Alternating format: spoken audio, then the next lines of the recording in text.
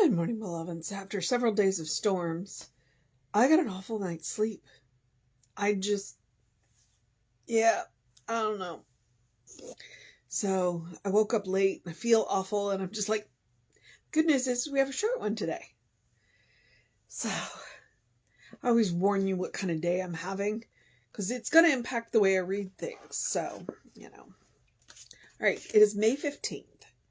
Our author is Pearl C. Wood.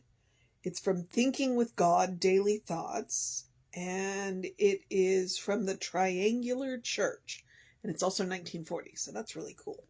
All right, May 15th. Life turns to us as we turn to it. As we turn in consciousness to life, it turns to us and gives us of its bounty all that we are able to take. It does not limit us, but we have to set our own limits. Life is waiting at the door of our minds to fill us when we open the door, whatever the need is.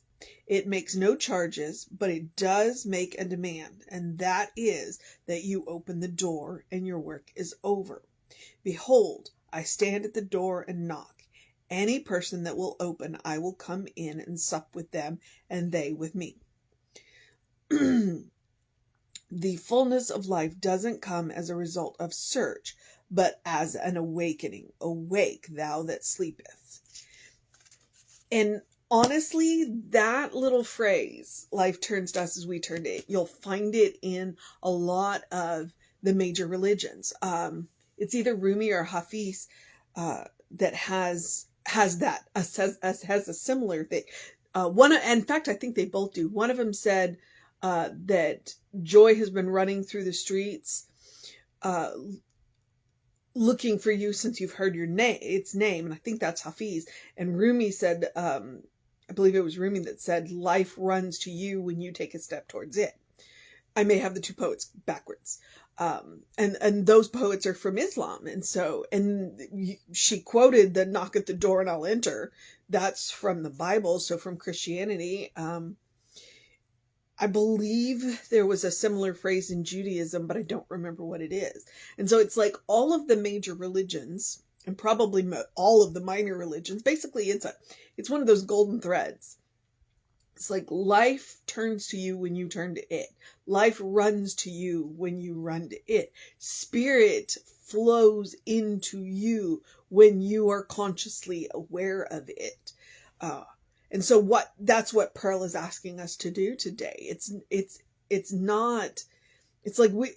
don't have to search for it. It's like the kingdom of God is within you. You don't have to search for it. What you have to do is wake up to it. Wake up to it. Which is why she ended it with the, sleeper, thou that sleepest awake. It's become consciously aware of. The work that we do is, and I was talking about this yesterday, practicing the presence, because, and that's been a topic lately, practicing the presence. I'm teaching advanced studies in consciousness, and that's one of the things we've been talking about. How do you practice the presence? Well, first you have to be aware of the presence to practice it.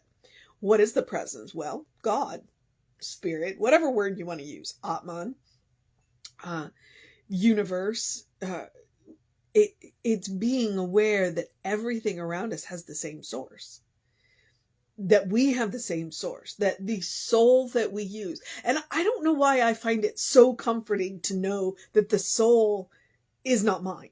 The soul that is me is not mine. It's that tiny center, that tiny little piece of the oversoul is what Emerson calls it, that I've individualized for the purpose of being me.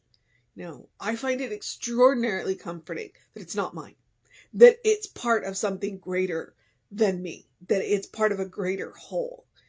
I find it incredibly comforting. It means that I can't lose it.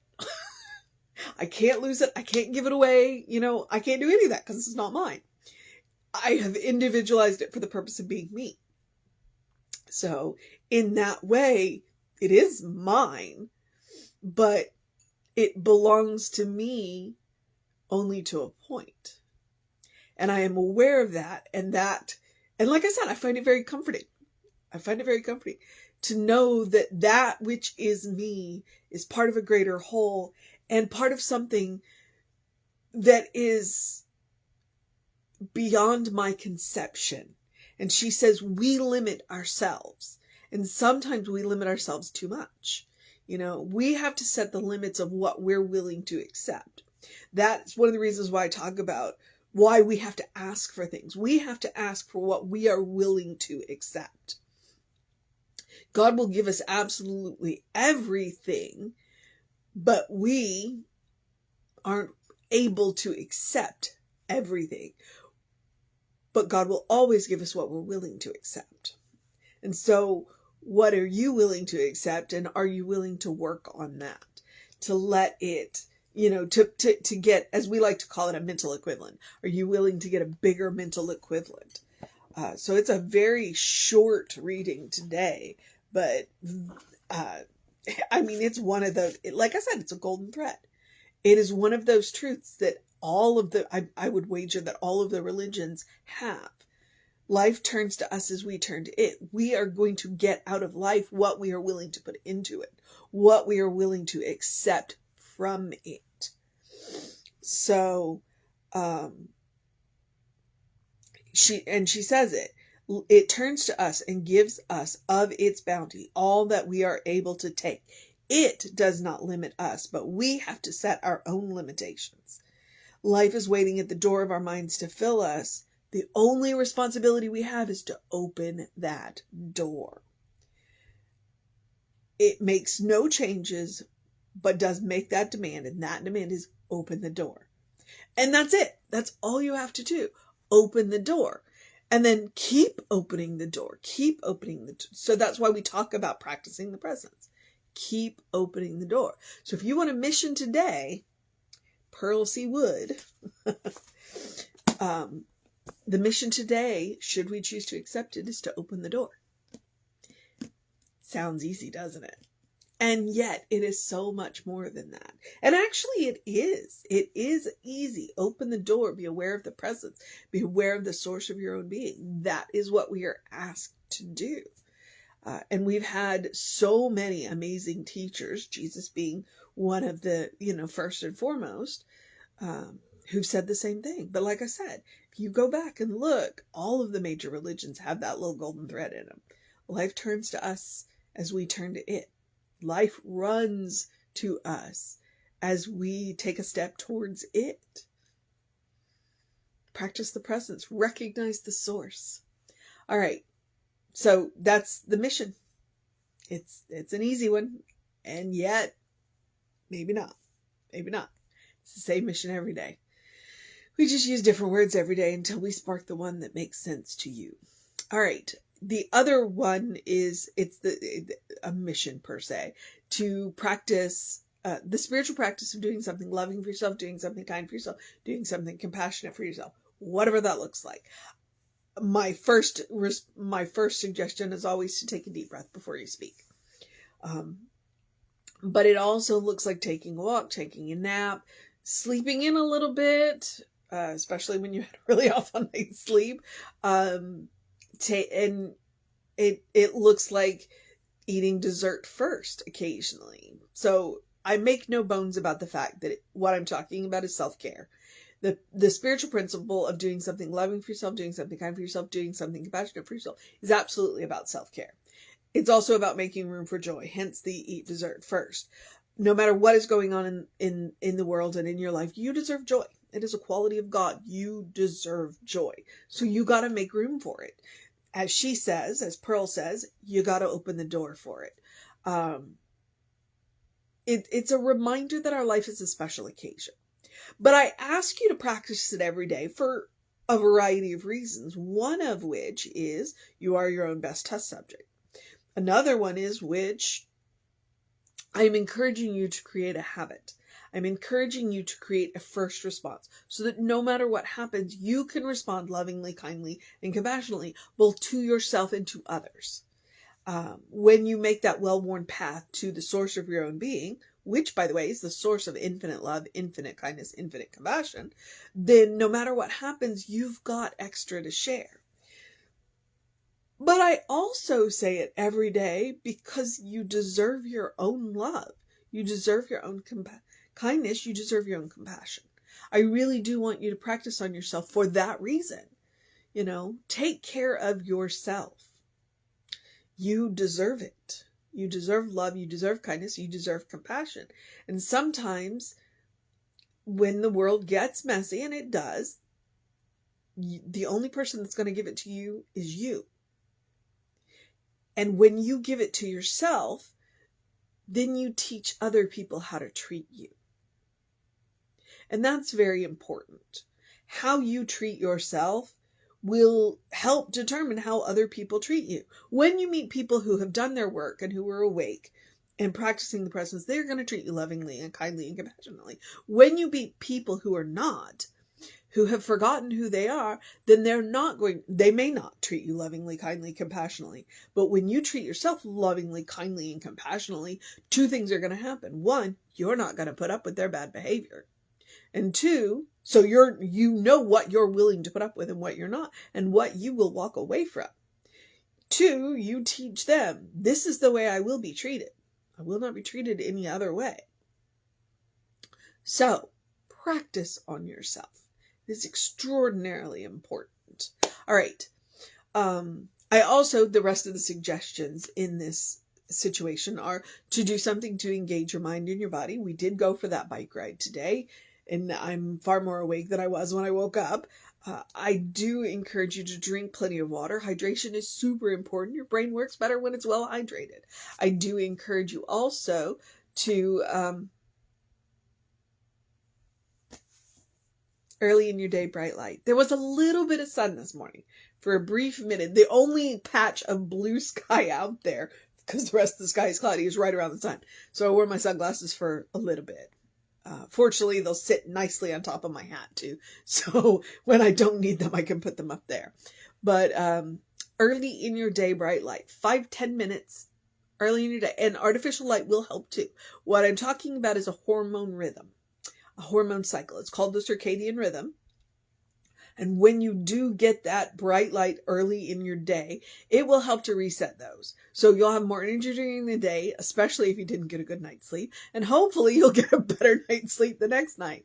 So try it. And it's science. You can look it up. And then as always, as I like to say from Ernest Holmes, open the windows of your soul. Allow the breath of heaven to remind you do live in heaven right here, right now. It's all around us all the time. That's what we're talking about today. Life running towards us. Opening the door. Opening the windows of our soul. Being aware that we all come from the same source. And allowing that to remind us that heaven is a state of mind. It's a state of consciousness. And the best thing about that, when you learn that heaven is a state of mind, the kingdom of God is within you. When you learn that, it ceases to be a place that you have to get to and becomes any place you are. It's straight up a superpower. If I know what a superpower is, that is it. Consciousness. Knowing who you are and knowing what you can do. Practice the presence. Open the door. Wake up. All right. Okay. And as always, you can take Emma's advice. Look for the good and praise it. Gratitude will get you everywhere. Okay. I think I'm at the social media part where I remind you we are Creative Life Spiritual Center, Creative Life Spark. I'm the running Rev Ryan on the social medias that I am on. We both have YouTube channels, so please feel free to check out those YouTube channels. That all of these daily guides are on the Running Rev Ryan YouTube channel. Last thing I want to do is clutter up the all the amazing stuff that's on the Creative Life Spiritual Center. So, there's two places to go get them. All right. I just lost track of what I was going to say. So I'm going to remind you, if you want to know what's going on with the center, email info@creativelife.org. That will get you on the constant contact. That will let you know what's going on with the center, and the hot links are hot. If it says click here now, it'll take you right to the information you want. Okay. I'm at the part where I get to encourage you to have a great day, a wondrous day, a fantastic day, a magical day, an enchanted day, a wonder-filled day, a get your week started day, a step out on the right foot day, a turn towards life day, a knock at the door and then open the door. A good day. And if that is too much pressure, simply have a day. You are enough just as you are. As I have said before and will continue to say, you are a beloved child of God. You are a divine spark, a brilliant light. You are spirit in motion. You are God in action. You are a godling, as Reverend Jesse likes to call us, in whom God is well pleased and well represented. Always. That is the truth of our being. That is what we want to know. That is our work to do. As she says, the only work you have to do is open the door. Well, that's it. Know who you are. Know who you are. Practice the presence. Know who you are. All right. Okay. Reverend David should be on around 5 p.m. with you. I will be back with you around 9 a.m. I may pop up tonight to do another chapter of this thing called You. We'll see. Take care of yourself. Know that you are loved, and I will see you next time.